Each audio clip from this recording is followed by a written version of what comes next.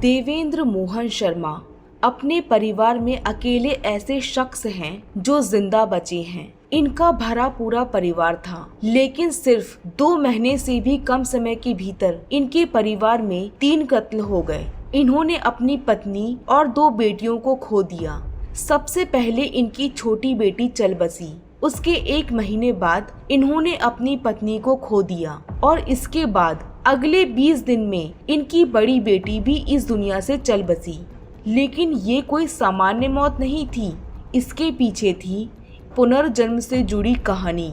3 कत्ल, साजिश और पुनर्जन्म की ये कहानी जानने से पहले अगर आपने हमारे इस चैनल क्रिमिनोलॉजी को सब्सक्राइब नहीं किया है तो उसे सब्सक्राइब करके बेल आइकन पर क्लिक कर दें, ताकि आपको आगे आने वाली सच्ची घटनाओं पर आधारित कहानियों की वीडियोस की अपडेट मिलती रहे।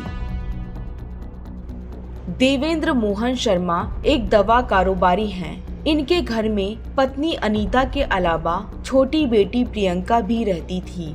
प्रियंका विदेश में अपनी पढ़ाई पूरी करके आने के बाद पिता के दवा कारोबार में उनकी मदद करती थी।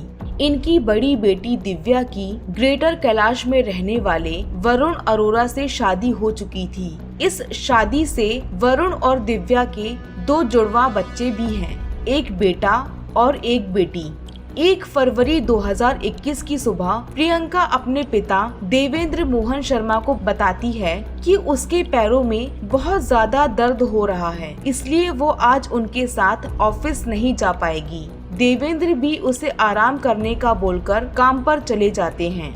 रात को जब वो ऑफिस से वापस घर को लौटते हैं, तब तक प्रियंका के पैरों का दर्द बहुत बढ़ चुका था। अगले दिन यानी कि 2 फरवरी को देवेंद्र प्रियंका को लेकर मोती नगर के एक हॉस्पिटल में गए, जहां प्रियंका की कुछ जांचें हुई, जिसकी रिपोर्ट आना बाकी था। रात होते होते प्रियंका के पैर सुन्न होने लगे थे और 3 फरवरी की सुबह तक तो उसकी हालत इतनी खराब हो गई कि वो अपने पैरों में खड़ी भी नहीं हो पा रही थी। इसलिए उसे BL कपूर अस्पताल में भर्ती कराया गया, जहां 15 फरवरी 2021 की सुबह प्रियंका की मौत हो गई। परिवार सदमे में था कि प्रियंका को अचानक ऐसी क्या बीमारी हुई जिससे उसकी जान चली गई। छोटी बेटी की अचानक मौत के दुख से परिवार उबर पाता, इससे पहले ही बड़ी बेटी दिव्या की भी तबीयत खराब हो गई। उसके बाल अचानक झड़ने लगे। दिव्या की हालत लगातार बिगड़ती जा रही थी, इसलिए उसे गंगाराम अस्पताल में भर्ती कराया गया।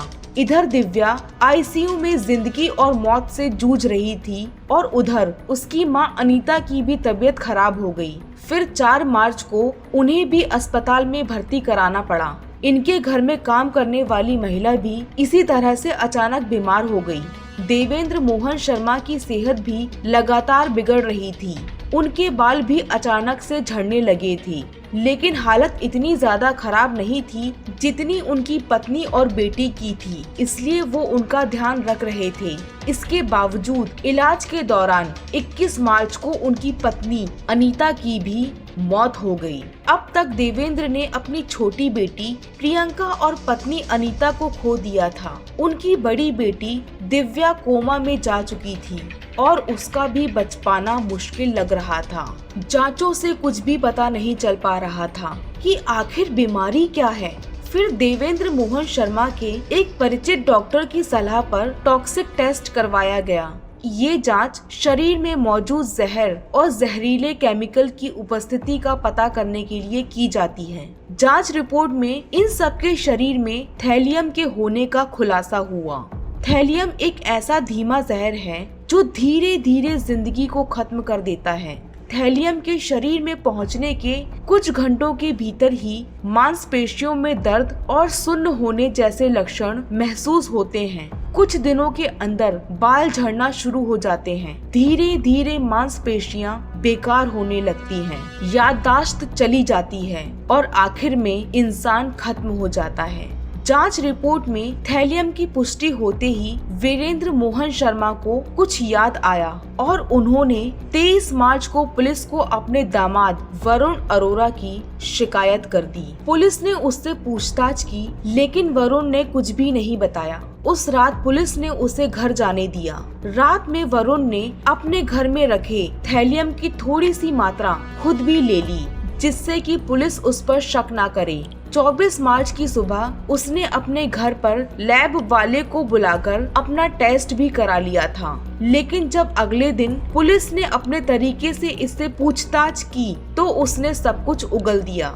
दरअसल 31 जनवरी को दिव्या अपने पिता के इंद्रपुरी वाले घर पर थी। उस दिन दोपहर करीब 3 बजे वरुण अपने ससुराल पहुंचा। वो अपने साथ सभी के लिए फिश करी बनाकर लाया था। उस वक्त घर पर उसकी पत्नी और बच्चों के अलावा सास अनीता और ससुर देवेंद्र थे। उसने अपनी पत्नी समेत सभी को मछली खिलाई, लेकिन अपने दोनों बच्चों को ये बोलकर फिश करी नहीं खाने दी कि उन्होंने अभी दूध पिया है। वरुण ने खुद भी मछली खाने से मना कर दिया।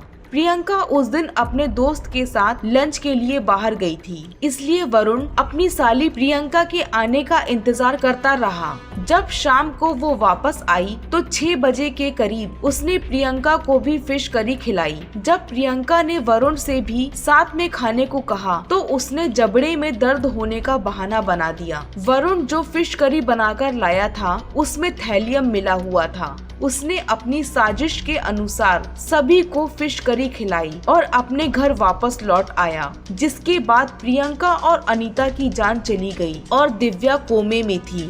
बाद में 9 अप्रैल को दिव्या ने भी दम तोड़ दिया। वरुण अरोड़ा ने थैलियम देने से पहले ससुराल वालों को मरकरी देकर मारने की योजना भी बनाई थी, लेकिन उसे डर था कि ऐसा करने से उन लोगों की मौत तुरंत हो जाएगी और वो पकड़ा जाएगा। इसलिए बाद में उसने थैलियम जैसा धीमा जहर देकर सबको मारने का प्लान बनाया। वरुण ने इंटरनेट पर सर्च करके 22,000 रुपए देकर थैलियम का जुगाड़ किया और 3 लोगों की जान ले ली। पुलिस ने वरुण के घर की तलाशी भी ली, जहां से थैलियम की एक शीशी बरामद हुई। जो कहानी वरुण ने पुलिस को बताई वो ये है कि इस हत्याकांड से 12 साल पहले वरुण और दिव्या की शादी हुई थी। दोनों ही परिवार आर्थिक रूप से संपन्न थे। घर में किसी भी तरह की परेशानी नहीं थी। बस एक कमी थी कि शादी के 7 साल बीत जाने के बाद भी उन्हें कोई बच्चा नहीं हुआ था, जिसके बाद उन्होंने IVF की मदद ली और दिव्या ने जुड़वा बच्चों को जन्म दिया। बच्चे 4 साल के हो गए। उस वक्त तक सब कुछ ठीक चल रहा था। फिर हुआ ये कि वरुण के पिता की मौत हो गई और संयोग से उसके कुछ दिन बाद ही दिव्या फिर से प्रेग्नेंट हो गई। वरुण का ये मानना था कि बच्चे के रूप में उसके पिता का पुनर्जन्म होने वाला है, लेकिन डॉक्टर ने कहा कि अगर दिव्या ने इस बच्चे को जन्म दिया तो उसकी जान को खतरा हो सकता है। जिसके बाद दिव्या और उसके मायके वालों ने वरुण की इच्छा के खिलाफ गर्भपात करा दिया। इस बात से वरुण गुस्से में था और बदला लेना चाहता था। आखिर में 31 जनवरी 2021 को वो अपनी इस साजिश में कामयाब भी हो गया। वरुण ने अपने बच्चों से, उनकी मां और देवेंद्र मोहन शर्मा से उनका पूरा परिवार छीन लिया। ये उसका अंधविश्वास था या पुनर्जन्म सच में संभव है?